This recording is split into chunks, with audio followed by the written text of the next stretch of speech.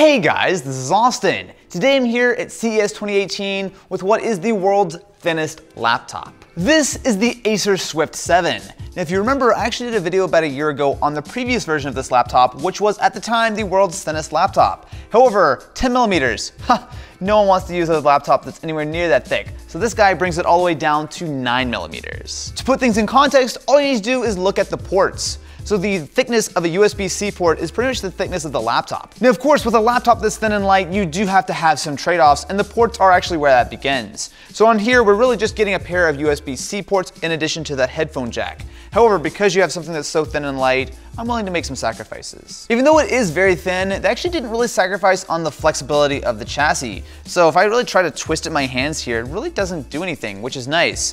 The last thing I want is my laptop to snap in half in my bag because it was just a little bit too thin. Now, as you would expect, the Swift 7 is hardly the fastest laptop in the world, but it still does have a 7th generation Core i7 processor paired with 8 GB of RAM as well as a 256 gig SSD.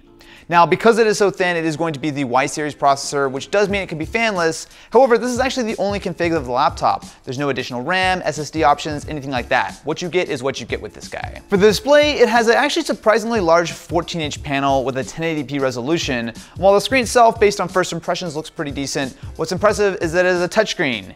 And that really shouldn't be impressive because it's 2018 and all laptops should have touchscreens, but there you go. As you would expect, there are some quirks here. So something I've immediately noticed is that the backspace key is shared with the delete key up top, which is a little bit hard to get used to. And you also share the caps lock with the tilde key, but for the most part, the keyboard actually feels pretty good. Even though there isn't a ton of travel, it's actually pretty easy to get used to. The trackpad is also interesting. So on the surface, it actually is not bad. So you've got Windows Precision drivers and the actual tracking seems fine.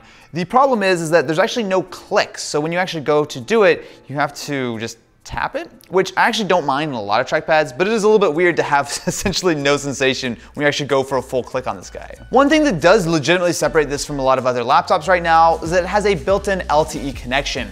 So the model I have here doesn't have it working just yet. The idea is that you will have a nano SIM slot on the side of the computer where you just put a SIM card in and switch between networks fairly easily, which especially for something that's this thin and this portable does make a lot of sense. We also have a 720p webcam on board, so you guys can judge the quality for yourself. One thing is, as with a lot of these ultra portable laptops, the webcam placement being on the bottom is less than ideal, unless of course you want to get some wonderful nose selfies. Do people take selfies on laptops? So what might look like an ordinary laptop, this is actually being powered by the phone.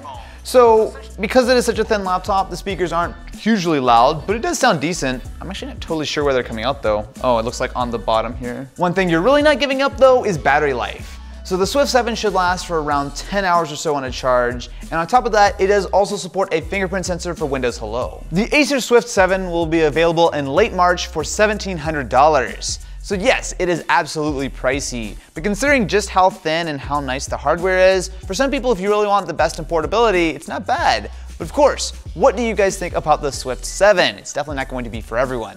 Let me know in the comments below and I will catch you on the next one.